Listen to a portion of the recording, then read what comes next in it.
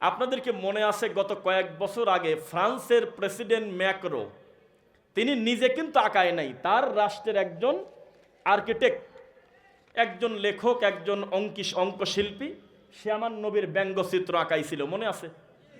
250 কোটি মুসলমান আমরা রাস্তায় নেমে গেছিলাম, 250 কোটি মুসলমান আমরা চিৎকার দিয়ে বলেছিলাম আমাদের কলিজায় আঘাত দিয়েছে রে।